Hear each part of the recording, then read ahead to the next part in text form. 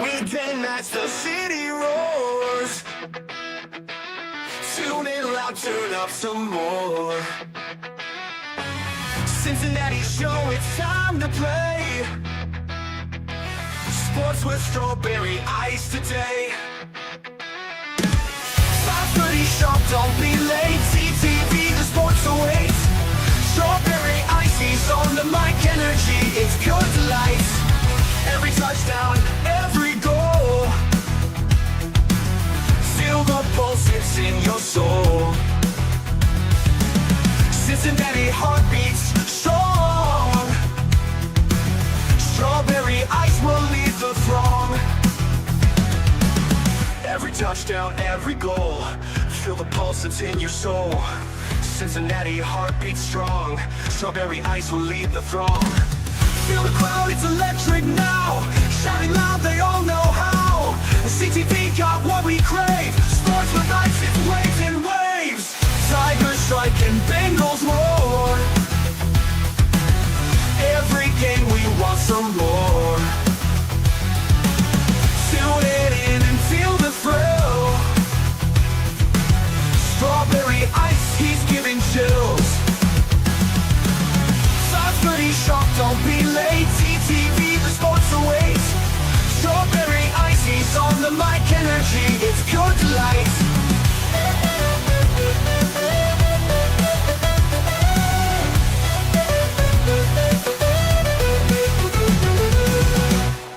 Hey guys, what's going on? Welcome to the show. This is Sports with Strawberry Ice. I'm your host, Iceman Jeff Trunapole. And as always, I'm bringing you sports from a West Side point of view right here in the great city of Cincinnati, Ohio. And as always, I'm coming to you live from the Ice Cave. And the Ice Cave is brought to you by Priority Lawn and Landscape. I know it's been raining like crazy, so your grass is probably growing like crazy. If you don't want to cut it, think Priority Lawn and Landscape. You got landscaping you want to get done, mulch, rocks, paper patio, anything like that. Think Priority Lawn and Landscaping. Give them a call at 513-430-6114. Again, that's 513-430-6114. You can also follow them on Facebook. And when you contact them, tell them I sent you. What is up to everybody in the chat? We got strangers in there first. Paul Painter's in there. Brad's in there. Michael Madden. Jeremy Quinn. Tony Blazin. Pork Chop. I give you the chills. That's good. I'm glad I gave you the chills, Pork Chop. I don't know why. Dustin Crawford is in there, and Robert and Craig. What is up, guys? All right. So I titled this show, Will the Bengals Stay in Cincinnati? Stadium talk. We're also going to talk some NFL draft with Ian Cummings here in a little bit. Couple things here. I got this from Cincy Jungle, and they took part of what Paul Dehner Jr. interviewed Katie Blackburn at the owners meeting. And this is what she said. Talking about the stadium deal here. I wish there was a little more urgency and it would move faster, she said on Tuesday. I do believe the county would like to get something done. We just seem to be very slow in making it happen. She also goes on to say, I'm a big proponent of being downtown. She said, I think it's a great thing for the city. I think the location of the stadium right now is good. I think our stadium obviously needs to continue to be maintained appropriately. And you want to keep it at a certain level. That's important just so we are competitive with the others. Now, this is what they've pretty much said this whole time, that they want upgrades, updates, and the stadium maintained. I don't think they've said anything about a brand new stadium. I know Billy DeVoe was on here yesterday talking about how the Bengals want a roof on the stadium. That's not one of the things that they want. I'm sure they'd be okay with it, but I don't think that's one of the sticking points. Put a roof on the stadium would be more of a city thing so they could use the stadium for more things. They want updates. They want the stadium to look nicer, more updated, and just to keep up with everybody else. They love the location. I love the location. I know Brad's in the comments saying they might move to Butler County in North Kentucky. I don't see it happening. And the only reason for me to do that is if you have a big chunk of land like the Browns want to do and build, and have it Bengal land or whatever, and have a whole bunch of stuff Bengal related around it. But the problem is you're so far away from the heart of the city. I mean, right now with the Banks, it works so good with both stadiums down there. The Banks is unbelievable. I really wish that they would tear down the Coliseum. I still call it the Coliseum, the First Star, whatever the US, whatever the hell they call it down there now, and either put a new arena there or have that like Reds land, because that could be where Reds themed bars and stuff like that. And I think what they could do in the open space next to Paycor, where they haven't done anything yet, is they could put some more, like, I don't know, Bengals bar like they got at the airport. Put that right there, along with some other Bengal themed things there. That would be nice that they could do. So there's room down there for them to still do stuff and add to the Banks.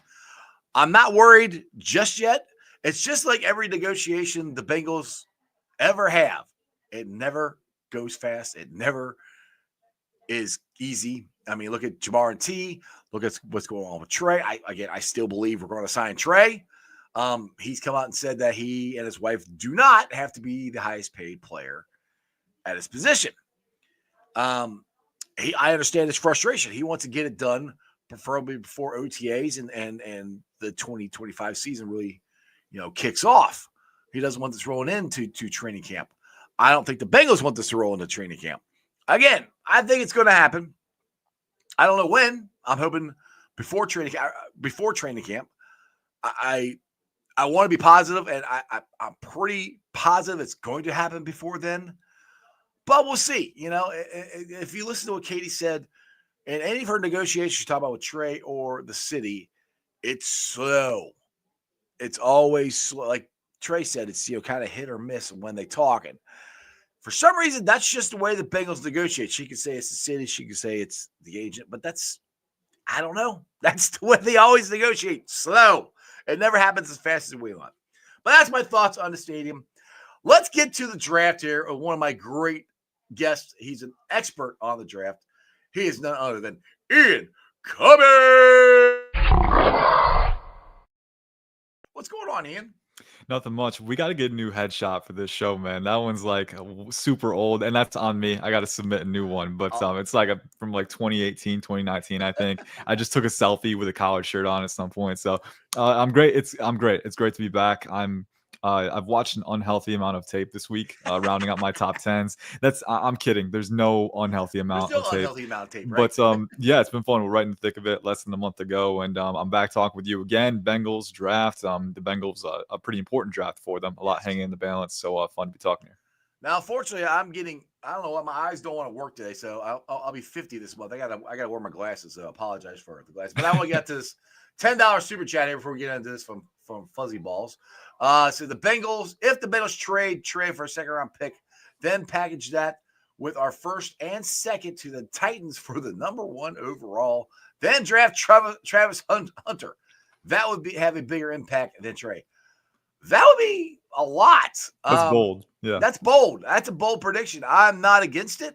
I have absolutely no idea why in the world the Titans would want to do that, because they need a quarterback, and everything that I'm reading and stuff, that's going to be Cam Ward number 1. What's your thoughts on that, Ian? You would have to sell the farm, I think, to even make it potentially possible. I mean, it's a bold move for sure, but I think at the same time too, like, you would play Travis Hunter at corner probably, right? Because you got that two-headed tandem at wide receiver. It would be really fun to see him as that wide receiver. I mean, just kind of, just how good can we make this receiving core? T. Higgins, Jamar Chase, Travis Hunter. That would be pretty insane. Right, you'd be living in 11 personnel and 10 personnel, because you want those 3 receivers on the field. But it would take a lot for sure. Would he have more of an impact than Trey?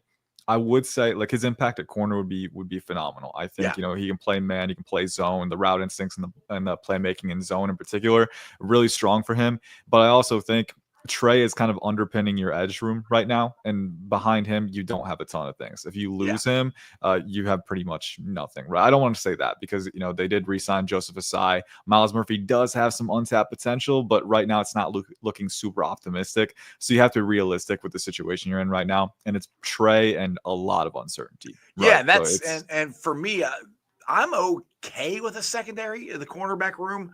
I mean, obviously I'd like to add to it, but Trey, like you just said, Trey is a must to keep because we don't have anybody else. I mean, Joseph Osai, I think, is going to take a jump this year. I'm hoping Miles Murphy does.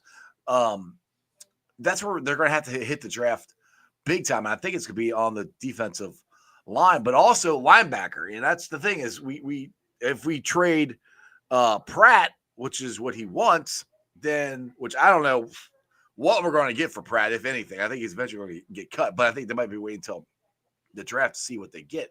But from what I've talked to other people, this draft for the linebackers isn't really good. Is that true? What's your thoughts on the linebackers in this draft?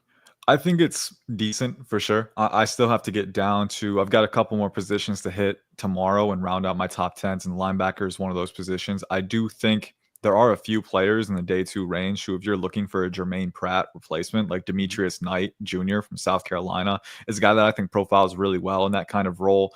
There's guys like Carson Schwezinger. He might not be there for the Bengals' 2nd round pick, but if he was there, I would love that fit. I think he can come downhill, really instinctive, explosive, and he's got some good zone coverage ability too, some pass rushing potential. So, I do think there are options in the linebacker group. And then, there's kind of the possibility, like, what if you were to take Jalen Walker in round 1? He's around a top 25 player for me. He's not a top 10 guy on my board like he is for others. Like, I know Daniel Jeremiah has him as his 5th overall player. That's a little rich for me personally, because his role is kind of ambiguous right now. Is he going to be a full-time edge? Is he going to be a Sam linebacker? I have him as more of that attacking Sam who you can use as a pass rusher too. So, how you project these guys is kind of tricky. But I do think the linebacker class is pretty solid. I think the depth starts to kind of filter out as you go farther down. But if you want a guy in the middle rounds, I think there are more options than what meet the eye right now. But I still got to dive in. I still got to, lock in my top 10 and get to those guys. So tell me that Walter Nolan will be there at 17. He could very well be there at 17. That's the one I want. I'm locked in on him. I like him and TJ Slayton, the guy we signed from Green Bay, next to each other. I think that would be awesome. A really good combination. They play off each other really well. I got to watch Nolan a little bit more since we last spoke, and I still think he's a little raw when it comes to managing his pad level through contact as a pass rusher and things like that. But I do think he took a step up with his operation. Coming into 2024, he was super raw, 5-star guy who was pretty much just a battering ram with that explosion and that power profile. But now he started to add some deception off the snap, working against offensive guards, get them to flash their hands, and then he can use club moves and rip moves to pry through gaps. And seeing that from that kind of talent is really promising. What you'd love to see that step up. Definitely has to take a few more steps up with that. I don't think he has the elite mass to hold up against combos and duos at 1 tech and 2Y. I think you're probably going to play him more at 3 tech, 4I, 5 tech, but at those positions, he's got a power element. He's got a burgeoning pass rush arsenal, and he's a pretty stout run defender too, because with his explosion, with his play strength, his length, like he gets to the contact point before you, and he's usually exerting more force than you. So he's going to reset the line, he's going to hold his ground, and there's some really nice reps of him tracking zone runs to the boundary and maintaining line and making tackles and pursuits. So a really fun player. I don't know exactly, I don't have a final grade on him yet. I'll be getting that tonight. Actually, I'll be finalizing that, and I'll kind of see where he filters in, but I think 17 is a great range for him. And looking at the board before then, I think there's a decent chance he could be there. We'll see. You're getting me excited. I get goosebumps right now. That's my job. That's my job. That'd be awesome. All right, I got $4.99 super check. I love it, guys. Appreciate it. Keep it coming. From Dustin Crab. Am I the only one who thinks Hunter is going to be, or is not going to have as big of an impact in the NFL? Big 12 is very, very meh. Just not seeing it. I'm a big fan of Travis Hunter, right? And there's 2 things that I don't really do when I'm scouting. I don't helmet scout, and I don't really conference scout either. Like you can have guys who play well, and at a certain point, like, yeah, you can make those arguments, like maybe that conference isn't quite as stacked as the SEC, right? Like no one's arguing that, or the Big Ten was stacked too. But at a certain point, you look at the diagnostics, right? Because on the film, you can see the diagnostics of what a player does well and what he doesn't. And for me, Travis Hunter, the diagnostics speak so much in favor of his potential at the NFL level. I mean, as a wide receiver, the route running ability, the bend, the explosion, the agility, right? The rack ability, the playmaking at the catch point, you will find yourself in situations, regardless of what conference you play, right? You're going to find yourself in situations where you have a 4-4 athlete across from you, right? And you got to outrun that guy. You got to offset him, right? You're going to get into situations where you're going to be going downfield, tracking vertical, and you're going to have a defender inside your frame, and you're going to have to make a play, right? There are certain things and situations that transcend conferences, right? You're always going to find yourself in those football situations, and the same goes for the defensive side, right? Travis Hunter is going to have to read an out route. He's going to have to click and close. He's going to have to match a guy and press man. Like, all of these things are things that, one conference doesn't give you a better reflection of NFL potential than another, right? There's guys like Mike Green who played at Marshall this past year. That's another guy was a round one pick. Yeah, exactly. So it's like, you get to a certain point. Yes, it's something to take into account, right? But the Big 12 is still a Power 4 conference. You're still working with a ton of talent. And on tape, Travis Hunter, diagnostically, is still a phenomenal player. So I have no reservations about it. I think the biggest question for him is which position he's going to play more often. My personal opinion is I can't stand leaving a guy that talented as a 3-level threat off of the wide receiver roster. Like, I'd play him a receiver just because of how dynamic of a weapon he is. But I can also see the argument with corner because of how big of a turnover generating threat he can be and how good he is in zone, right? So, really fun player. I don't have reservations personally. He's my number 2 overall player behind Abdul Carter, and they're both blue chip guys. Yeah, he'd also make more money as a wide receiver too. Yeah, that's another thing too. A little bit of an impact there. Yeah. All right, my boy Chopper says, Ian, please tell me about Braden Swanson for the Bengals and where to get him in our draft. Yeah, Braden Swinson is one of my guys for sure. He might end up in my top 50 actually. So I'm a big fan of Swinson, not Swanson. I know it's tricky, but 6'3" and I think 6'3.5" around there, 255 pounds at the combine, over 33-inch arms.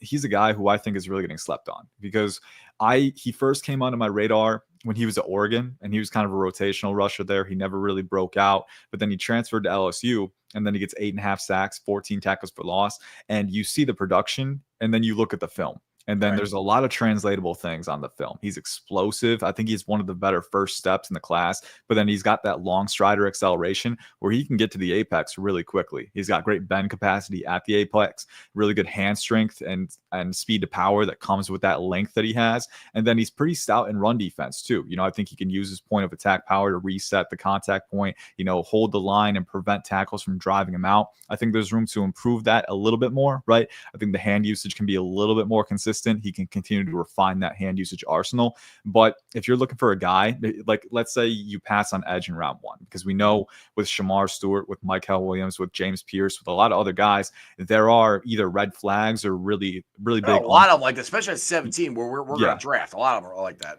Yeah, like red flags or uncertainty, right? So either way, like you're not 100% about getting one of those guys. If you can get Braden Swinson in round 2, I think that's phenomenal value. Because like I said, top 50 guy for me. There's a cluster of edge guys on my board. He's really close to Donovan Ezuraku, Princely Uwemilin, James Pierce Jr. They're all really close. And I think Swinson is one of the best values that you can get. There you go. Now, Chabo asked here, is asking about Travis Hunter. Do you think Hunter is entering the draft as a corner or wide receiver?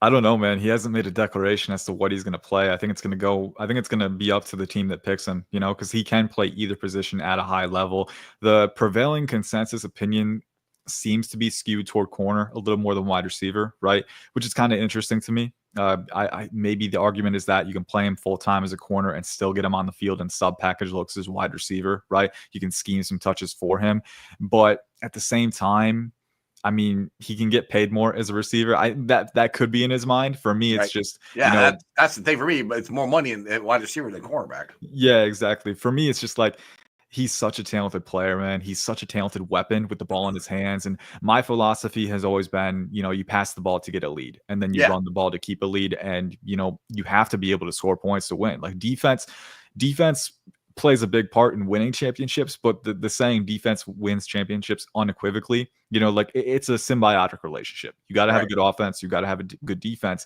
but to get in control of the game, you got to be able to get ahead and stay ahead, right? So having a weapon like Travis Hunter, the amount of ways that you can use him in, he's one of the most versatile, dynamic receiving threats that I've ever evaluated. And I really believe he can be that kind of game-changing presence. So I would keep him wide receiver. I can see arguments for keeping him a corner. We don't know yet. We haven't gotten any information on that because, he's just so good. He might keep it like that. He might just say, hey. Yeah, he might leave it up to, He said he wants to play both. I mean, I heard him say that at the combine. He wants to go both ways. For sure. And I think, in the collegiate level, like the amount of snaps that he was playing, like yeah. the dude's stamina is off the Ridiculous. charts. Like, Yeah. I mean, if he wants to make it work, he could very well try. It's just at the NFL level, the attention to detail, the amount of details that you take in prep each week on either side of the ball, I feel like it kind of ascends beyond that of the collegiate level, right? Like there's a lot more to each position. Right. So it might be a little tougher to juggle. We'll see. My gut, I would play him a wide receiver. Don't know what he's going to do. I think it's going to be a conversation with him and the team that drafts him where they want to play him. We could very well see him take reps on both sides of the ball because he's just that talented. I mean, he could be like his mentor, Dion. Dion played both ways. I mean, he was 90% a corner, but he also played wide receiver and he also played baseball too. So he was kind of elite Exactly. Jeremy Quinn wants to know here. Do we go Watts in the second round? Yeah, Xavier Watts from Notre Dame. You could very well. I think, I think we had this conversation last time where, kind of the Geno Stone impact that you wanted in year one when you got him in free agency, and he just didn't live up to that, right? I think he had 6 interceptions or something around that with Baltimore the year prior. Yeah, and for the Bengals, he got more of them toward the end of the season. Yeah, exactly. So like you like to see him end on a high note too, but I also think there is a potential if they decide to keep rolling with Stone at that starting position. If you're going to play a lot of too high split safety looks, I think Xavier Watts could file in next to him if they're giving up on Jordan Battle in that spot. That's the key. We don't really know what's going to happen. Yeah, I don't think, which I hope they're not. Because I think Jordan Battle is going to be a really good player. He just hasn't gotten when he's got a chance to play. He's played good. Yeah. He just hasn't gotten the playing time for some reason, and maybe with the new defense coordinator, he'll get more of the snaps. Same thing with Joseph Osai and Miles Murphy. That's where I'm hoping, and I hate hope, but that's where we're at. You got to hope these guys turn into what you thought they were going to be. Yeah, and here's the trade-off with getting a safety in round 2. Xavier Watts, the player, I love the valuation in round 2. Like if you decide to take him, I think he's instinctive. I think he's pretty fluid for his size, being over 200 pounds. He's really willing in run support, but then the ball production speaks for itself. The route identification, the ability to close on passes and make plays.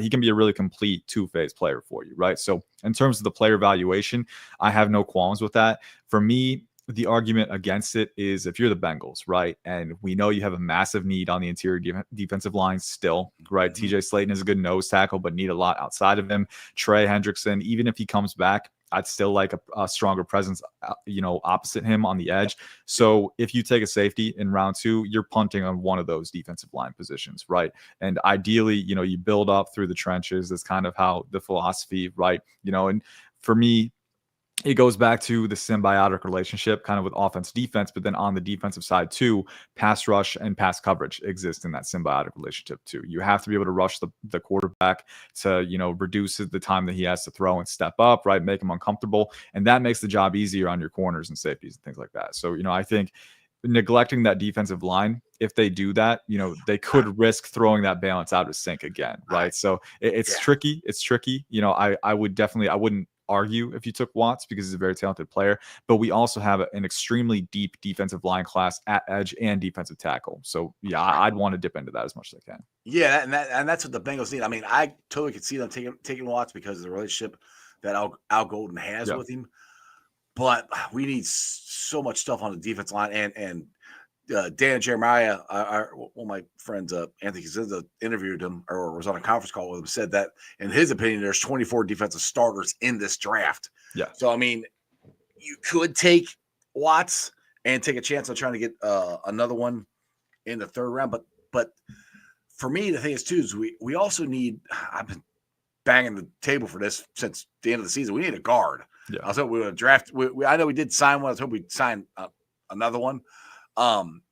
And that's where I'm at is two of my concerns is get an interior pass rush, at least one guard and linebacker. And then I still want an edge. To me, those are the spots that I think the Bengals need to address, not necessarily safety. If they take Watts, I'm not going to be upset with it. I think Watts is going to be good and I think he's a fit into the system well. But as far as pure needs go, and that's where I really don't want the Bengals to draft per need. I want them to draft BPA because anytime the Bengals ever drafted for need, they always reach, and it most times doesn't work. So if they could just go BPA, which even if they go BPA, most of the talented players in this draft are on the defense side of the ball. There's going to be somebody there that'll help the Bengals. So that's my opinion on what they should do in this draft is best player available. Where are you at on that? Is there enough talent where the draft might fall to their needs, or they don't have to reach too much? Or what's your thoughts on that? Yeah, I think you very well could. Something that came into my mind while you were talking about that is that the defensive tackle class, it's very strong in like that top 50 range, but there's also a lot of depth beyond that too, right? So like we talk about taking a safety in round 2. If Xavier Watts is the best player available, right? I have no issues with that because he's a phenomenal player. He's got schematic familiarity with Al Golden, and you can get a defensive tackle who could potentially fulfill what you're looking for in round 3 or round 4. We know they got TJ Slayton. So if you want a one-gapping disruptor, Shamar Turner, Omar Norman Lott, Anais Peebles in day 3, like there's a lot of potential options for you, So I think this DT class gives you that flexibility. Now it means that you will have to pass up on a guy like, I don't know, Tyleek Williams, if he's still there in round 2, right? And you really want that. Him kind of give you an Ali McNeil type impact, right? So there's trade-offs to every decision. But I think if you're the Bengals, this is the right class to want to maintain that BPA strategy, because the positions that you really need, like defensive tackle and edge, even edge to a lesser degree, I think, but still there is some depth in the day 2, day 3 range. You could potentially wait if you want to. It's just the need is so pressing, and it's been so pressing for a long time. Yeah. I don't want to neglect it for too much longer. No, right? no, it's difficult. I agree. I agree with that. Just them reaching for people. We end up with Billy Price and Cedric Ogbuehi and the past, it comes back to haunt me, and I'm like, they have a track record for sure. Yeah, there's reason for apprehension. Yeah. All right, Fuzzy Balls, you're killing it. Appreciate it. $10 super chat. All right, what about Phil McFab? Maffa. Thank you. Yep. Running back out of Clemson, 6'1", 230, who halfway through the season was trending toward as a day 2 pick, but played injuries at the end of the season. He would be a steal in the 6th round. Yeah, I think this RB class, you're going to be working with a lot of those guys who will probably still be there in round 6 and round 7, but have potentially, early to mid day 3 grades, just because of how deep and how well stocked this RB class is. Like I got through my top 10 and I was like, I feel like I haven't even scratched the surface. There's so many players who could be NFL contributors. Phil Maffa is an interesting one. I think of the volume backs in the class, you have a lot of guys who kind of fit that 6 foot, 6'1", 225, 230 mold. He's definitely really physical. I think he has pretty good baseline vision. I don't love the athletic profile for him. And I think he's a little less versatile than some of the other guys, but he's a brawler coming downhill. He's got that contact balance and that size where you can at least give him some volume and feel comfortable about it. So he's one of those guys that I would look at, kind of in that round 6, round 7 mold, like you said. And, if you're looking for the optimal value, the biggest thing is, the receiving versatility and the pass blocking. I need to know if he can protect my quarterback on 3rd downs if I'm going to have him out there. And I will be honest, I haven't watched enough pass blocking reps from Maffa in particular to get a diagnosis of that. But I do know there are a lot of guys, like Kyle Monangai, LaQuint Allen, right? Guys who, I've watched, and they do have that pass blocking ability. They do have some of that 3rd down versatility. So, that's kind of how you separate those guys later on. But I could definitely see Maffa, with his physicality, with the baseline vision. I could see him, even if he goes undrafted, with the injury, I could see him land in a good spot, make his way into a rotation, and eventually be one of those RBs who carves a path later on because he got an opportunity. Right. All right. Let's see. Chop again here. If we're taking it to safety, please tell me about Hunter Waller for a late rounder. Yeah, he's an interesting one for sure. And I'll be honest, I need to watch him a little more in depth. I'm getting to safeties and finalizing my top 10 tomorrow with that. But from what I have seen, I think 6'2", over 200. I think he tested pretty well in the explosiveness drills, and he's got a nose for the football. He can play too high, but he can also come down into support. I tend to like that phase versatility. I need to watch a little more to get a concrete eval of him, but he's definitely one of those names that's kind of, in my mind. Craig Woodson from Cal is another one. Really good coverage mobility, really good instincts. Malik Verdon from Iowa State, I think 6'3", 6'4", over 200. Again, explosive, can come in support, but then has some vision and too high, and he can play those spaces and pretty good sync for his size. So Waller's kind of in that similar spacing, that similar grouping. Guys in kind of the mid to late day 3 range, enough explosion, enough physicality, enough phase versatility where he can play too high and enforce in the box and be a decent player for it. And there's some projectability on special teams with the size and tackling as well. So I need to get a more concrete eval on him tomorrow, but he's definitely one I'm going to get to. There you go. All right. Jerome here says, who's a good late round wide receivers the Bengals could look at? Late round wide receiver the Bengals could look at. This is a good one. I think a few guys that stand out to me, potential slot guys, maybe power slot if you want, some varying molds. Jalen Lane from Virginia Tech is one, really explosive player. He's a little bit smaller, 5'9", 5'10", but he ran the 4.3s at the NFL Combine. Really twitched up player. He's got a really quick release package when it comes to his feet, but he's explosive out of breaks. He can catch passes over the middle of the field and generate rack. And just a dynamic guy for you at the line of scrimmage and then into the intermediate range as well. So I think the trade-off with him not being as big, not going to be a big contested catch target, but if you want a speed guy to kind of fill that gap in the slot and kind of, help give more space to your other guys, Jamar and T. Higgins, kind of stretch the field a little bit, but then also be a guy who you can seam rack targets to with the speed. Jalen Lane could be one. And then Isaac Tesla from Arkansas is another one. He would be more of a power slot because he's a big dude. I think he's 6'3", 6'4", over 210, tested off the charts athletically. He's got that vertical speed, but there are some really nice flashes of bend at route stems for his size and sink on comebacks and hitches. And then at the catch point too, he's got that wingspan where he can outreach guys, he can box out with his body. And just be that guy, kind of a developmental prospect, right? Which, if you have Yoshivas, who was he was decent in his role last year, you can continue to rely on him in that wide receiver 3-4 mold and develop Tesla behind the scenes. And Tesla as well, very good run blocker too. So you're getting some utility there. Yeah, we need run blockers. We know we run the ball a ton around here. Exactly. Yeah. So it's you want to be able to. You never. We need to run the ball more. That's why I want exactly. I want to get that ball in the interior. So you want someone who can impose his will and reset the line and everything. And I know the Bengals. They've invested so much money into the passing game. They kind of have to rely on it, right? But like we said earlier, you pass to get a lead, and you got to run to keep a lead. Yeah, you got to be able to play ball control. That goes to exactly why. Other than our defense sucked last year, why we lost some of those games that we scored 28 points because we couldn't run the ball consistently. And that's where it would be nice to do that and, get the lead and just hang on to it and run that clock out. You run the clock, you tire out their defense, you give your defense rest so that they can play at a higher level once they're back on the field. So that's kind of the key formula, right? So being able to do that. But at the same time, if you want to keep investing with receivers, Tesla's got that big playability. And then a couple more names that I'll throw out there.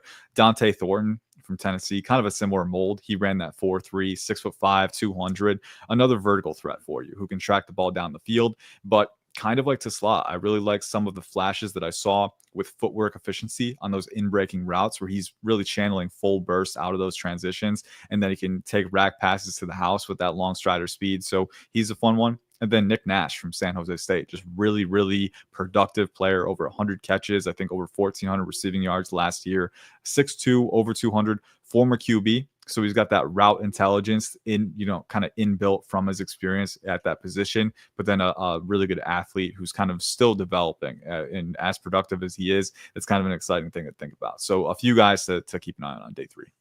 Gregory here, his Oklahoma linebacker, Danny Studsman, 6'4", 230 pounds, 4.45, 40 at combo, wore green dot, posted Michigan, Wisconsin, and Sam. I don't know. Mike, Will, and Sam.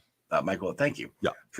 Some of the stuff like, Anyway, hits like perfect, covers like Fulcher, 4th round. What's your thoughts on him?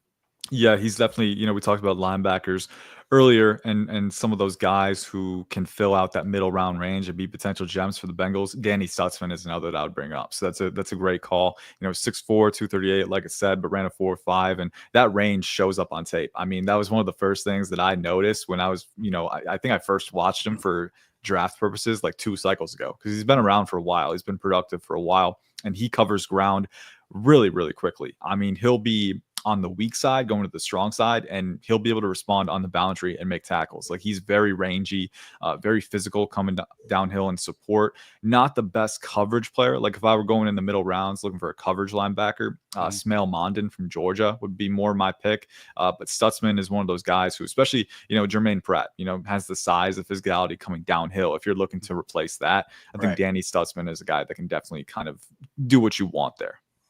Now, Robert here, running starts up front with guards. Now, give me some hope here. If they don't address guard in first or second round, which they don't like drafting guards in the first or second round, they want them in the third, fourth round.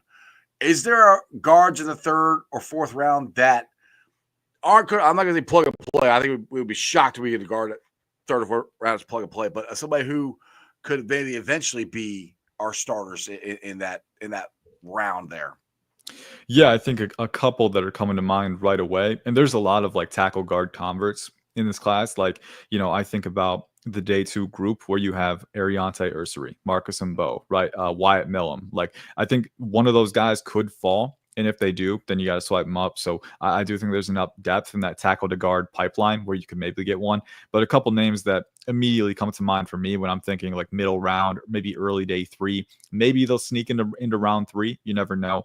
But the board can also fall in surprising ways. Like, players will rise and push them down. Charles Grant from William and Mary is the first one.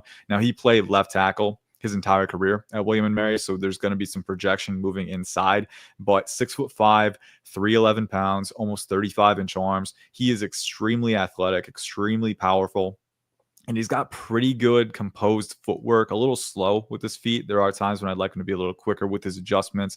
There are times when he can get a little too far over his skates on recovery, loses balance when he's facing power.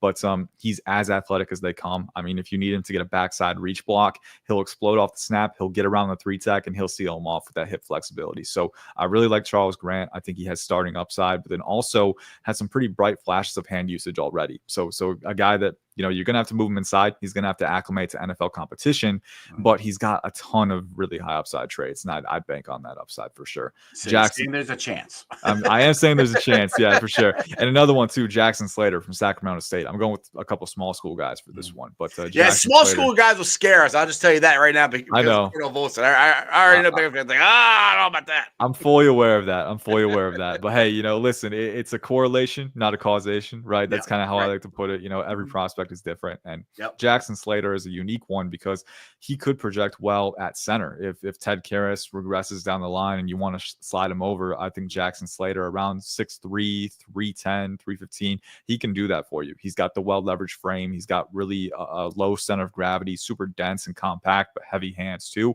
And then he's a great athlete. I mean, his lateral mobility is really strong. He's got some range in space, and he's a physical player too. So I think you could play him at guard right away. And he's got a little more play strength than Volson had coming out, which is a good thing because I know that's where he struggled. But then Slater also has that athleticism to work with at that size. So, you get some position flex there, some inbuilt security, but I think a player who could be one of the gems in this class because he's got all the physical tools. We need some guards who know how to take on stunts. That's been our biggest problem. Now, Chris, you're calling me out. He said, Iceman making us click with the FA title like that. We did talk to Stadium about the stadium. I talked about it in the first 5 minutes of the show. I already had Ian on. So we did talk. We can talk Stadium some more later, but I did talk about it. You got to get on the show and see what we talked about. But I got Ian Cummings in the draft too. So we're going to talk about that.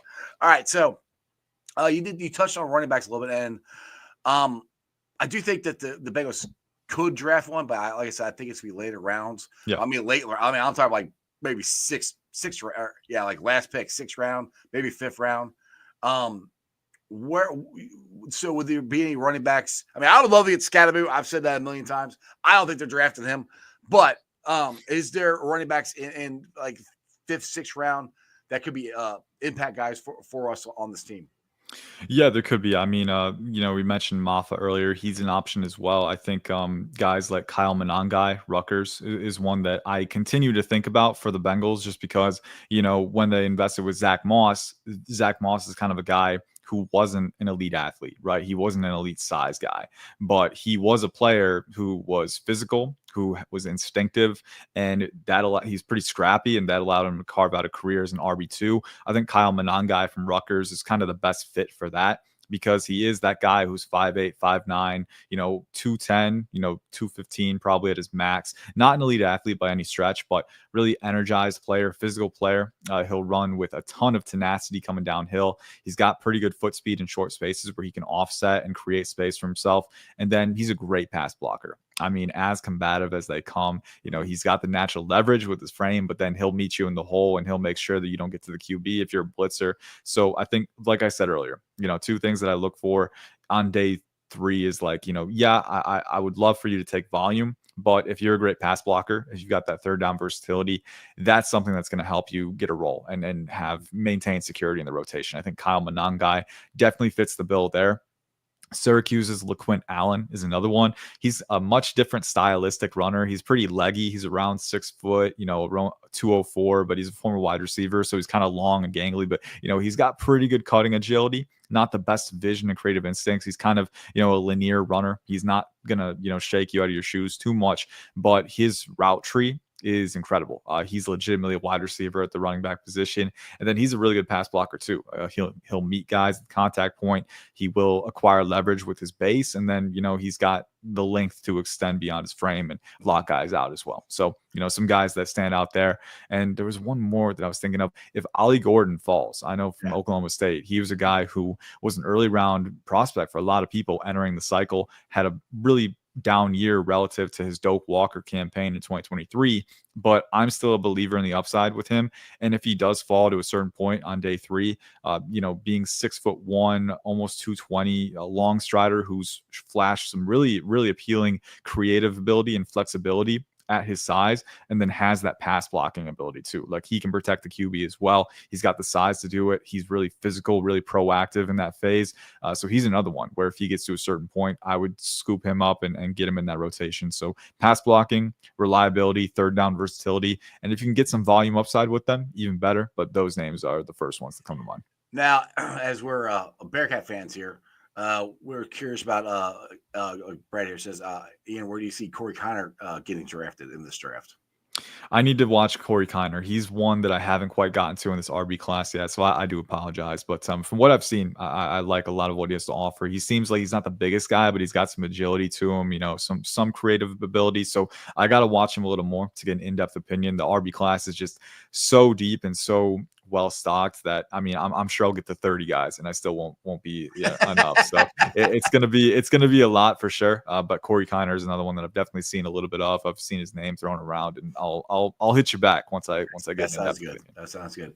Now Bengal Rick is in the chat, and I know you don't know this, but Bengal Rick has been our insider for the Trey Hendrickson contract negotiation. Okay. And so everybody's calling him Pickle Rick. Everybody just leave Rick alone. It still could happen. Just everybody's kind of picking on him a little bit. Like, leave Rick alone. I still think the Trey Hendrickson deal is going to happen. I think, like I said, I think the stadium deal is going to happen. I think it's all going to happen. It's just the Bengals, I won't say suck at negotiation. They just take forever to negotiate stuff. But I think it's going to happen. Let's see here. I know what I wanted to ask you. All right, so with the Bengals, where they're at, give me hope on them being able to get guys. Like I said, for me, it's here, D, edge, linebacker, and guard. Those are the 4 for me that we've got to hit on. How, can the Bengals get 4 potential starters eventually in those positions out of this draft? Yeah, so it was guard, tackle, interior defense, defense tackle, edge, and linebacker. Okay. Yeah, I zoned out for some reason when they were firing up. The chat's blowing up. I love it. They had their own conversation. So we have you have my show, and then you have the chat show. The chat is fun to just read sometimes too, because sometimes obviously I'll be looking at the camera. I have to look at the camera sometimes. I look at the chat, then I'm going, what? And I'm anyway. It's almost too much to keep up with. But yeah, trust me. I think awesome, I love it. I think there's definitely a chance where you could come away with 4 starters there. Obviously, you have to draft well, and that's something that the Bengals don't always do, unfortunately. But I do think that this class in particular, there's a lot of potential for that because, as we said earlier, the defensive line class is really deep. Like if you want to get best player available, Right. maybe get a Carson Schwarzenegger in round 2 or a Demetrius Knight in round 3. Like you can still get guys who can compete for those roles. Danny Stutzman in round 4, even at linebacker. It's just a matter of playing the board and seeing how it falls. And that's the tricky part. We never know how exactly it's going to fall. There are always surprises and always guys that are there when you don't expect them to be. But if I were the Bengals, the tricky part is what do you do in round 1? Because you've got that edge. You have that edge group that's really strong in certain places. But again, like we said, a lot of uncertainty there, right? Mm-hmm. Are you willing to take an edge in round 1? And who do you get on day 2 if you don't? So, right. Can I ask you a question on that? Okay, so Yeah. this is where I mean I love Nolan, but I'm more. I think you take it in interior in round 1, and I think there's more edges in round 2, or there's going to be more talent there. Is that? Am I kind of in the ballpark there, or what's your thoughts on that? I think it depends on how things stack up with the edge group at the top, because like James Pierce Jr., right? Yeah, He's got there's character reports potentially. Would he drop to the second round? You think? That he very well could. I mean, and again, I don't have I don't have sources. No, or I know. anything. I'm just like, your opinion. Yeah, and I'm just like there's people who are more plugged in the draft community who write on this stuff, right? Like Corey Kinnan, who has a podcast, Daft on Draft. He wrote about it. James Pierce potentially sliding, and there have been mock drafts where he has fallen into round 2, and if the character concerns are bad enough, right? And character concerns, it's a very broad term, like saying a guy is, pampered a little bit, 5-star, just kind of a work ethic mentality thing is a lot different than having like an actual incident to point to off the field. Right. That's kind of thing with a lot of these guys, except for Green. Green had the stuff in high school, but Nolan and Junior there, name blanking. James Pierce Jr. Thank you, James Pierce Jr. There's stuff, but there's not like detailed information on. That's where I'm like, what are they even talking about? I mean, hopefully the Bengals will do their due diligence to find out what it is. Because like Jermaine Burton, like obviously, like we know the character does have an impact, and the Bengals unfortunately have a really close to home example just from last year with Burton. So it's like it does matter, and just because the guy doesn't have an incident off the field doesn't mean that it doesn't matter. It could matter more for their development, right? If they're not going to reach their ceiling, you have to have the right mentality, and unfortunately, we can't speak to that as draft analysis. Like looking from the outside in, you have to have a really intimate knowledge of the player. You have to meet with them and talk to coaches and everything. So it's tricky, but all of this is a really roundabout way to go back to the original question, which is, a lot of uncertainty with this first round edge group. And I don't think it's out of the question that a guy like James Pierce could fall, or, there could be a trickle down effect where a guy like Braden Swinson is there at 49. Or a guy like Landon Jackson, right? Guys who are, really well valued, but I do think the strength of the class is kind of in that 20 to 50 range. And like you said, if you're the Bengals, I think you could get someone there. So it's just a tricky part of how the board falls. I wouldn't say the strength of the class is in that second round range succinctly, because there are guys that could be round 1, could be locked into round 1, if not for questions. Yeah. Right. Okay. Let's see here. Everybody's talking about, here, pork chop. He says Pierce won't play the run. He's only pass rush.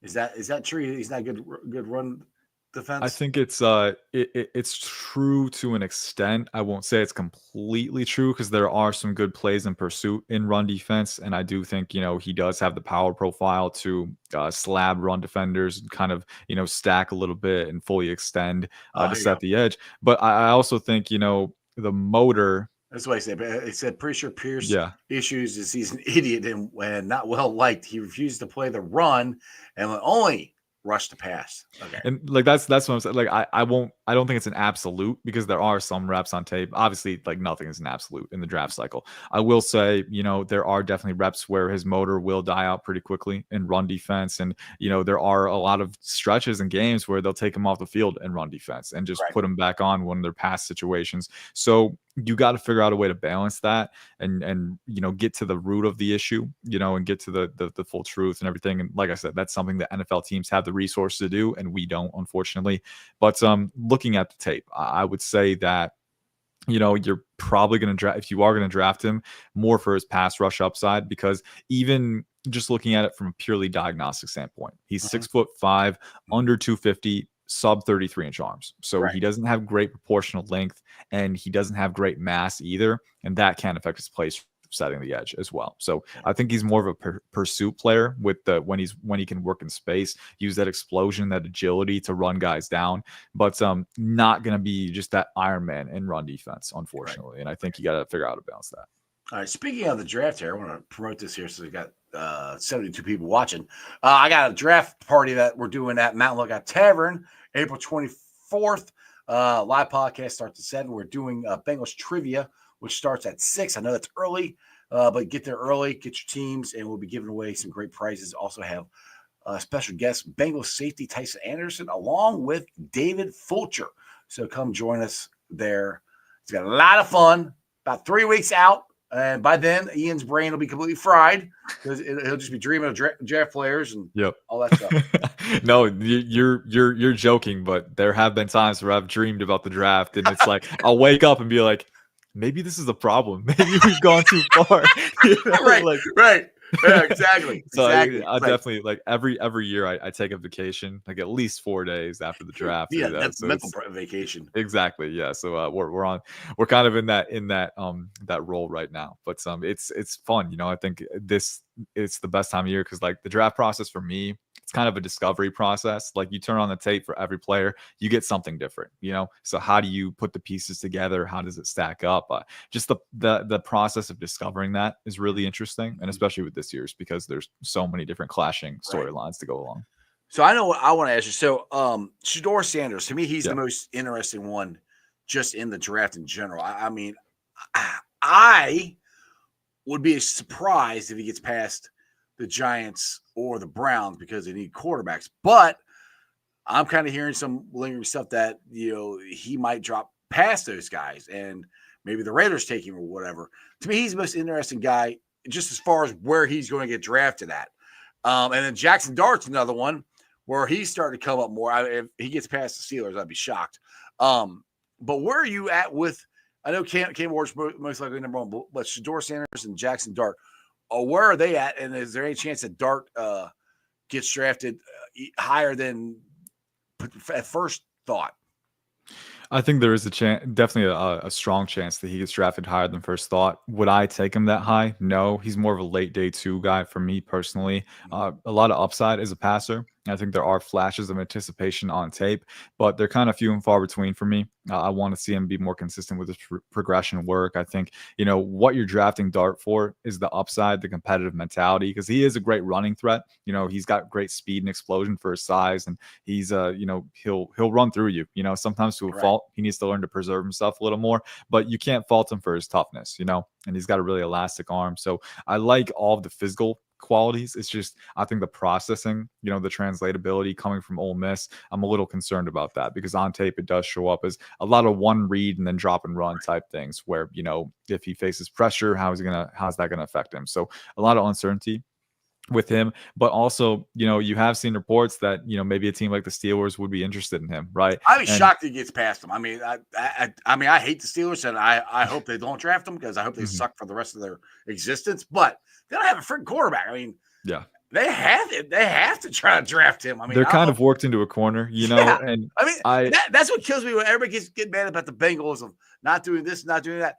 The Steelers literally do not have a quarterback, and they got Rudolph the Red-Nosed Reindeer as their quarterback right now. That's it. They don't have anybody else. That's it. And I will be honest, like Dart, even if they did take him at 19, I wouldn't love the pick. I think they'd probably be in a better position to support him than they were with Kenny Pickett when they took Pickett in round 1, but also like Pickett was a major reach in round 1 too. So I think Dart's a little bit higher graded for me than Pickett was, but he's also not a first round guy. Just in my opinion. So I think it would be a reach, but also this class is really scarce at QB. So it's going to drive the price up. It's not like last year where Bo Nix and Michael Penix Jr. Yeah, you can make the case that they were reaches, but they were still fringe first round guys for me, right? Jackson Dart is not even in that tier. So it would be tricky. Shedeur Sanders is a fringe first round guy for me. He's not quite a bona fide first round. My comp for him is Brock Purdy, personally. I don't think he's an elite athlete, but he's twitchy enough, athletic enough to create a little bit when he needs to. He's got a good, not great arm, in my opinion. I think he can drive enough velocity to get outside the hash, but not a rocket, where he's going to win is with his ability to win in structure, and the accuracy is the big thing. He's one of the more accurate quarterbacks that we've seen over the past few cycles. And that goes with placement, that goes with rack. Sometimes that might be more important than the Yeah. archer, because everybody said Burrow doesn't have that strong arm, but he's hell athletic or accurate. To me, especially in this time and era of football, pinpoint accuracy I think is more important than arm strength, to be honest. I think it's just as important for sure. I think there are, like, especially when you're investing in a guy in round one, right? With how populated the league has been with those hyper talented QBs like Patrick Mahomes, like Josh Allen, right? A guy like Joe Burrow can succeed just as well as them, and he's had a lot of playoff success. He got to a Super Bowl. I think if the Bengals can improve their defense again, get back to that level, they can definitely get back to competition in that lens. But I think having that kind of talented QB, it keeps your window open a little bit better. I think it widens your margin for error. Obviously, you don't want to make errors. You want to support your QB and win a Super Bowl, right? Right. But the team building process is very imperfect, and there's a lot of unexpected things that can happen along the way. So having an alien like Josh Allen or Patrick Mahomes, right, that can help extend your window. That can help widen the margin for error, and it can help you win games that you would lose without them potentially, right? So I'll never say that a QB who's not an elite talent can't win, because like you said, Joe Burrow, but also I think Burrow coming out, I mean, he was the number one overall pick. He was like one of those guys who was more athletic than given credit for. I think the ability to create and kind of go off script was kind of a strength of his, not, as a running threat, but, in the pocket, outside the pocket, evading rushers and keeping his eyes up, right? Things like that, keeping plays alive, the processing speed, on top of the accuracy, all of those things were major strengths for him coming out, right? So, it's one of those things too. If you're a QB who doesn't have that elite athleticism and talent, and arm talent to hang your hat on, you need to be borderline elite in the operational qualities to be the number one overall pick. And for me, Shedeur Sanders is good pre-snap. I think he's a good processor, but I don't think he's quite at that level where I would, take him over a guy like Cam Ward. So fringe first round for me, but I agree with you too. I think that for my gut feel, the chance that he gets past both the Browns and the Giants is pretty low. The Raiders, they just extended Geno Smith for 2 years, so I don't think the Raiders are in play anymore. I doubt the Jets would do it because they signed Justin Fields in free agency, and they have Tyrod Taylor still. And then the Saints restructured Derek Carr's deal. So for the foreseeable future, he's going to be their starter. So it's a tricky situation. I don't really know where he goes if it's not to the Browns or the Giants, but maybe the Steelers could potentially move up for him. That would be interesting. That's the thing. If he does get past them, I can totally see the Steelers trying to get up there and get him. Now, the thing is, with all that happening, which I'd hate him to go to either the Browns or the Steelers. Like I said, I want both suck. But if all that chaos and stuff starts happening, to me, it would be more players drop down to the Bengals at 17 if all that the quarterbacks are more in play than we think they're going to be. Yeah, and that's kind of, the trade-off. If you have Shedeur Sanders and if you have Jackson Dart go before 17, that's a really good scenario for you, because that bumps down another player. And if the Steelers trade up to get him, like, even better. Like, I would not be a fan of the move if they did that. Again, I like to be very outcome independent, right? If you were to draft Jackson Dart in round 1, I wouldn't agree with it. But at the same time, there is a chance that he could be successful, right? So you gotta see it play out. You gotta see what happens. But based on my evaluation, not something. But yeah, if you're the Bengals, if you have a QB run where that's the tricky part with this class. There's really probably only 3 max that would go before them, and I don't think Dart goes before them, right? You never know for certain. But before Shedeur or before Cam. But just before the Bengals. Okay. Yeah. Like I don't think it would happen. I can totally see the Steelers taking it. Because I know. Yeah, I see. And I agree with you. Rodgers. I think Rodgers going to go to Pittsburgh, or he's not playing anywhere, because I don't know where the hell else Rodgers would go right now. I mean, I thought it'd be Minnesota, but I think they're good with JJ McCarthy. Yeah. Here's the thing with Rodgers. Like, I don't know if they'd want to deal with that headache at this point, man, because it's been drawn out. Shoot, you have him, and then he also got their wide receiver. George Pickens. Pickens, yeah. I want to Yeah. say Pickens. Yeah, like those two head cases together. it, It would be a could lot for it sure. could be interesting for as a Bengals fan to sit there and watch that explode. Mhm. We'll see. But that's where I because the thing is, if you get Dart and they have Rodgers, then you have Dart sit behind Rodgers for a year, and then Dart's your starting QB Yeah. next year. That could be a good outcome Yeah. for you. You know, I think like Jackson Dart learning from a guy like Rodgers, because Dart does have some of that off-platform throwing ability, right? Some of that creative potential. Learning from from a guy who in his prime was one of the best to do it could be a really good thing. And yeah, DK Metcalf too. Like they have more support than they did when they drafted Kenny Pickett, I think. So I think you're in a better position to do that. But you know, the valuation would be really tough for me to get behind just with my grade. Yeah, sorry, I was looking at the comments there again. But yeah, that's to me where like this is where the draft can get interesting when these quarterbacks come and play. And I mean, hell, we had the 49ers trade up a couple years ago, go get I can't remember the guy's name from the South Dakota State. And Yeah, Trey Lance. Yeah, Trey Lance, and then the Jets took Zach Wilson. That was the Wilson class. Yeah, the Wilson class. So teams all the time overvaluate quarterback because it's the most important position in football. That's where if you got one sitting there like Shedeur Sanders and you're the Giants or the Browns, and now how can you not take them? Now what would be scary to me is I get too many names in my head here. The kid from Penn State, not the tight end, but the defensive lineman. Abdul Carter. Yeah, Abdul Carter. Yeah. Now, if the Browns take him, that'd be scary to see Abdul Carter and Myles Garrett on the same, opposite ends of each other. That would be scary, and that'd be the smarter thing for the Browns to do. That's why I'm hoping they don't do that and they try to take a quarterback because they suck at draft. They're worse at drafting quarterbacks than anybody. But I just have a hard time seeing Shedeur getting past either one of those. Now, Dart, like I said, I don't think either one of those would take Dart, but I do think the Steelers would because I think they're so desperate. Like even if they do sign Aaron Rodgers, he's only going to play for maybe 1 year. I doubt he played 2 years. I mean, he'd be 42. I mean, even if he said he was going to, I wouldn't bank on it. No, I wouldn't trust it at all. Yeah, right. So then you're back in the same predicament. But I think from what I've heard, the quarterback situation talent is better next year if I'm correct on that. Oh yeah, well it looks that way. You never want to bank on it 100%. I know people have been saying Arch Manning is going to be the next big thing when he's played 3 games, right? I know he has a we got to hold the horses a little bit, right? But at the same time, there is potential. Yeah. Yeah, I mean he could be. I mean, I have no idea. He hasn't played, so.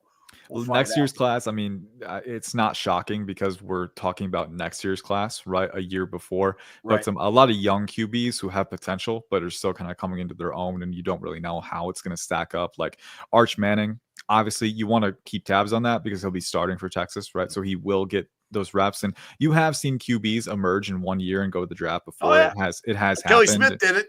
Yeah, exactly. So it's like it has happened. He's a 5-star recruit, so he's got the pedigree. But you don't want to jump the gun either, right? And there's guys like Lenoris Sellers from South Carolina, really talented player who took a step up this past year. You've got Aiden Childs from Michigan State, really high upside player, but was really volatile last year. Drew Aller coming back with Penn State. He's got the rocket arm, so he could be a potential factor. Garrett Nussmeier from LSU. I think Dane Brugler comped him to Tony Romo. So like that's an interesting one too. So, there are plenty of names, but you don't really know how they're going to settle out. And you just got to, wait for the play on the field to speak for it. So a lot of potential energy. That's the phrase I like to use, potential energy, but we really don't know at this stage. All right. We'll see here. One more here, and then we'll get out of here on this. Augie wants to know where's Sawyer from Ohio State to project right now. A lot of Bengals fans are thinking he could be a replacement for Sam Hubbard. Yeah, I was going to say like the Ohio State pipeline is great to keep that going. He's more of an early to mid day 3 guy for me right now. And I think if you can get him in that range, I think he can be a really good depth and rotational ability for you. Because from what I've seen, good pop in his hands, good play strength, great motor. It's just for me personally, being, he's got good size too, but he doesn't have great proportional length. He doesn't have great explosion or bend. And I think he has sub 33-inch arms too. So I think, the developmental upside, the ultimate ceiling is going to be a little lower with him, but I do think he has enough of a pass rush floor where he can give you some shock at contact. He's got the strength to finish hand moves if you need him to, and he's got enough explosion and nimble athleticism. Not a overarching bend guy, not a super fast first step, right? But a workman-like player who's going to give you solid run defense, who's going to give you a little bit of a power element, and again, a great rotational guy. That's kind of where what my feel on him is. I like JT Tuimoloau more as a prospect. I love JTT. I love that dude. I would love to get him too, but he'll probably be a day 2 guy for me personally, because the power profile is elite and he's got. I'll take him day 2. I'll take him at 49. But that's if you already take Nolan. I don't know. We'll see. But I like him anyway. Ian, you killed it again. I won't take up any more of your time. I appreciate you. Tell everybody you said you got some more stuff coming out here soon. Tell everybody where to follow you, find all your stuff at, and anything else you want to promote. Yeah, so you can follow me at IC_draft on X, formerly Twitter. I'm rounding out my top 10s this week. I'm going to have to work overtime tonight and tomorrow because there's so many people to watch. That's the thing with a top 10. You can't just watch 10 players. You start dreaming about them now. Yeah, I know. That's a problem, man. I'm trying to sleep to get away from this. Now, my brain's like, nope, it's going to be the only thing. So, it's what you sign up for at this time of year. It's a fun time. And, I think this class in particular really exciting. So any questions you have, about the NFL draft, feel free to tag me at IC_draft and send them my way, and I'll get to them when I can. I try to be responsive. And then also, for PFN, I help run the mock draft simulator and the rankings there. So if you're using the MDS and you see a ranking that you have a question about, you're concerned about it, you're intrigued, curious, feel free to hit me up with those inquiries too, because we try to update the MDS at least once every week with new rankings updates as we get farther down the board. So any feedback that you have there, always greatly appreciated. Yeah, I forgot to put this up. Chris said to send your resume to Katie and Katie Blackburn be the scout for the Cincinnati Bengals, and tell them Chris sent you. I don't have much of a resume yet, man. But we'll try and build it up. But I'm just out here watching tape and talking about it. So it's fun. But I got some work to. I got a lot of bad misses in the chamber from like 5 years ago. And I mean, hey, we all do, right? We were just starting out. But I've had some really bad takes. So it happens. We'll see. Anyway, Ian, I appreciate you, man. I'm going to reach out to you again for the draft. We'll talk again. Yes, sir. We got plenty more to talk about. I appreciate it. All right, take it easy. See ya. All right, guys. Hope you enjoyed that as much as I did. All right. So everybody you guys are blowing up about the chat about the stadium, which I did talk about it at the beginning of the show. The whole talk about the dome, I'm for it. I'll put it that way. Just because I like football outside. I like that. But I like the idea of having a dome for the city. Because you can get Final Fours, you can get RNC or DNC conventions, you can get more concerts here. You can do so much more venues you can do if you have a dome stadium. And now, from what Katie's told, I'll put this up here again for everybody who showed up late. From what Katie told Paul Dana Jr., this is a couple excerpts from an article I got from Cincy Jungle. But she said, I wish there was a little more urgency, and it was moving faster. She said on Tuesday, I do believe the county would like to get something done. We just seem to be very, very slow on making it happen. She goes on to say, I'm a big proponent of being downtown. She said, I think that's a great thing for the city. I think the location of the stadium right now is good. I think the stadium obviously needs to continue to be maintained appropriately, and you want to keep it at a certain level. That's important just so that we are competitive with others. Now, this is what they've pretty much said from the get-go. WrestleMania in Cincinnati. That will be freaking awesome, Chop. But the Bengals, and I know Rick said that Katie wants a dome. I don't know if that's for a fact or not. But they've maintained that they just want it updated. They want the facilities updated. They want the practice facility updated. They want to block my view of the bridge. So I can't watch practice in their updated version of the practice facility. This is what updates. It doesn't seem too crazy for what I've seen that the Bengals want. I don't think you want to be the part of the city council that loses the Bengals. That would not bode well. One, for getting reelected. Two, just for the city in general, because you know how much money the Bengals generate for the city, especially now. You can say what you want about the team and how it's structured and everything, but having Joe Burrow, Jackpot Joey, Jamar, and the way this team is, because I said this yesterday, even if the team goes into the season right now, the way it is, it's going to be a Super Bowl contending team. It will be. As long as, I'm prefacing it, they signed Trey and get him happy. They get everybody happy. The way this team is now, they're going to play better, I think, than they did last year. Getting the contract stuff out of the way is huge. So with that being said, you have a potential Super Bowl contending team in your city. You don't want to lose that. So that's, like I said, it's a lot of money for the city. So I do think it's going to happen. It's going to be slow. Everything the Bengals do in the negotiation is slow. And yes, yes, the county, I agree. They want to host an events around that. Yes, I completely agree with that. The thing is trying to figure out who's going to pay for it. My brother, I will tell you this for a fact, will not vote for any levy or anything for the Bengals. He will vote no. And there's people like that won't vote for it just because it's the Bengals, because they've had to pay for this stadium. So they got to figure out the logistics of who's paying for what and everything. Again, Katie likes the Bengals like where they're at. It's a good spot. Yes, they can move to Kentucky. Yes, they can move to Butler County and have bigger land and have more stuff, but there's nothing else there, you know? And that's just my personal opinion. Now, if you have paid attention to what the Browns are doing, they came out and said, oh, we're going to move out here in this indoor dome stadium, way the hell out here and all that stuff. Well, this city of Cleveland is suing them for it now.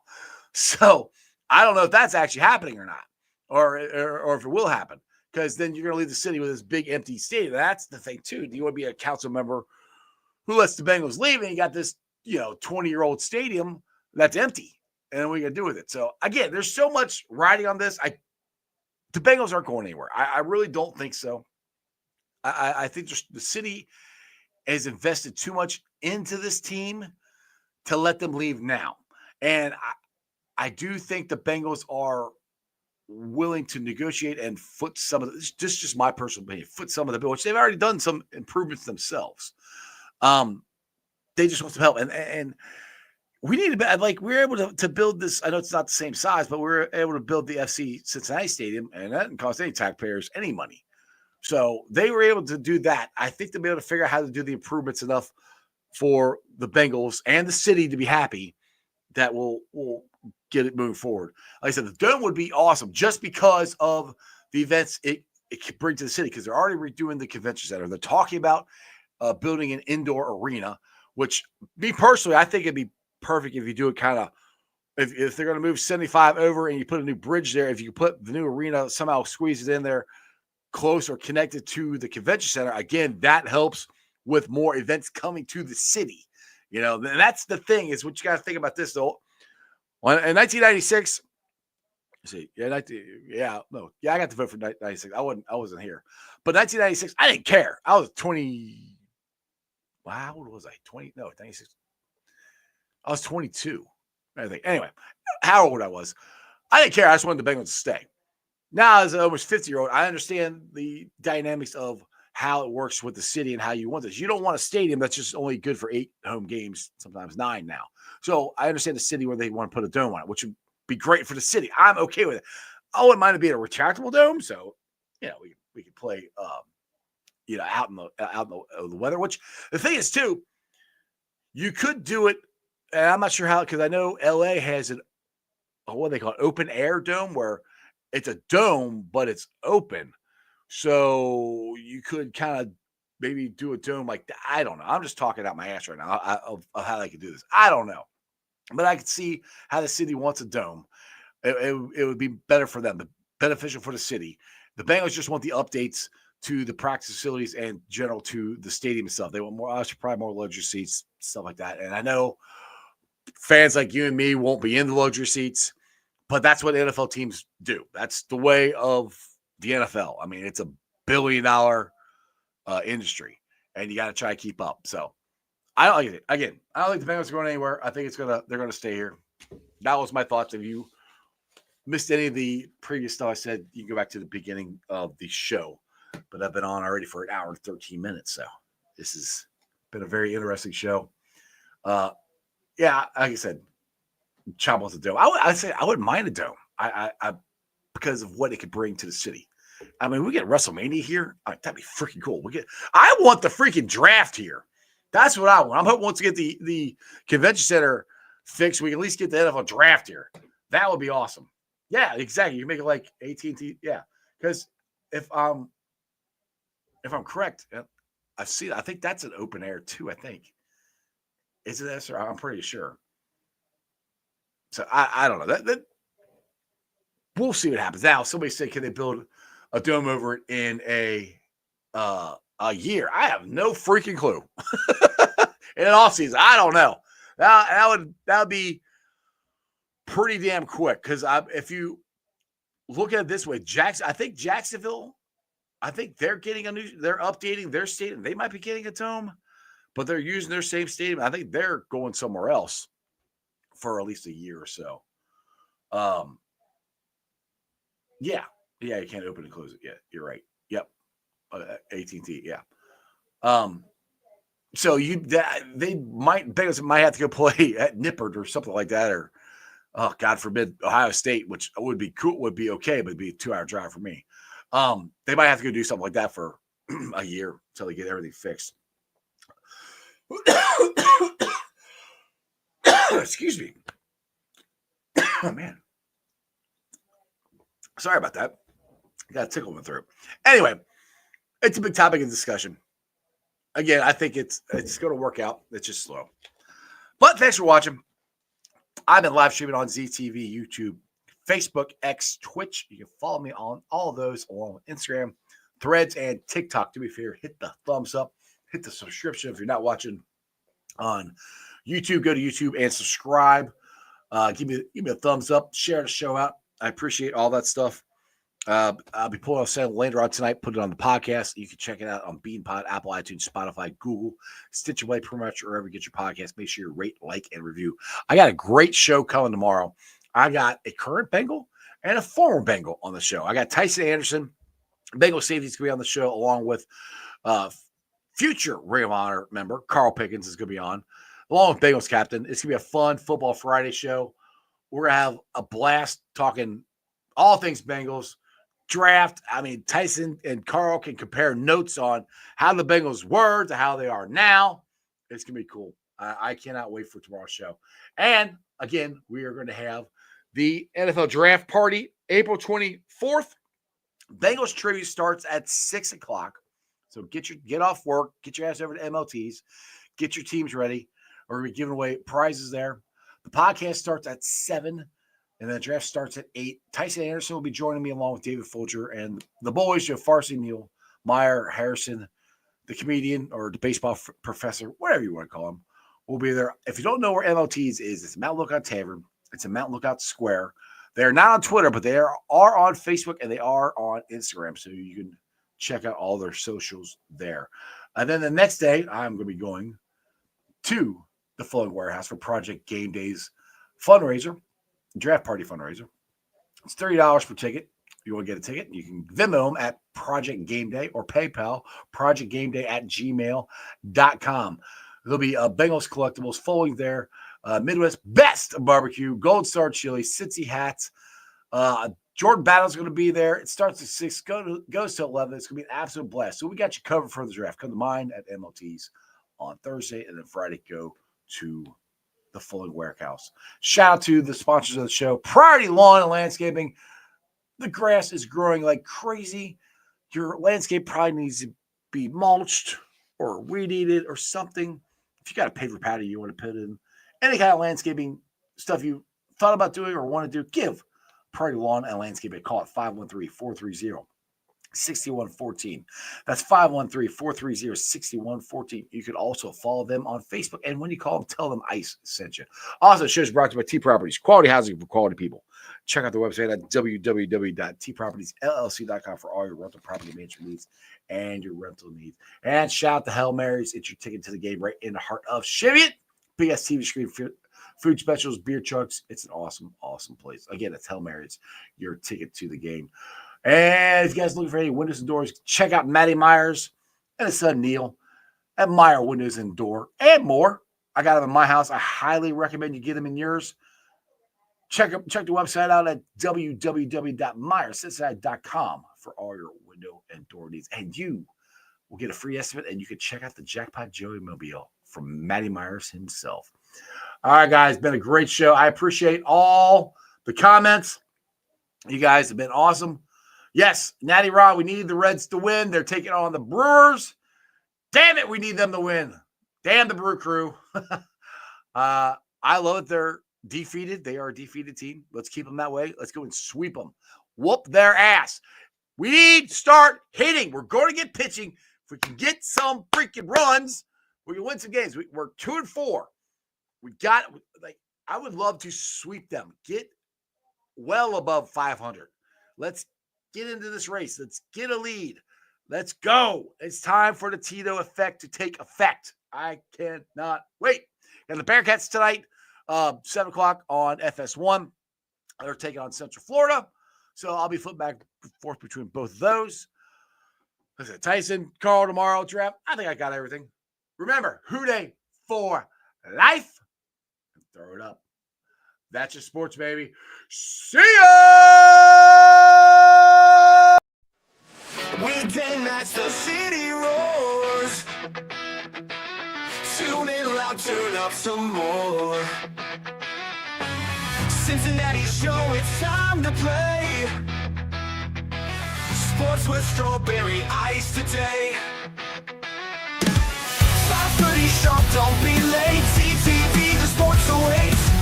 Strawberry ices on the mic, energy, it's pure delight. Every touchdown, every goal. Feel the pulse, it's in your soul. Cincinnati heartbeats strong. Strawberry ice will lead the throng. Every touchdown, every goal. Feel the pulse, it's in your soul. Cincinnati heartbeats strong. Strawberry ice will lead the throng. Feel the crowd, it's electric now. Shouting loud, they all know how. The CTV got what we crave. Sports with ice, it's waves and waves. Tigers strike and Bengals roar. Every game we want some more. Tune it in and feel the thrill. Strawberry ice, he's giving chills. 5:30 sharp, don't be late. TTV, the sports awaits. Strawberry ice, he's on the mic, energy, it's pure delight.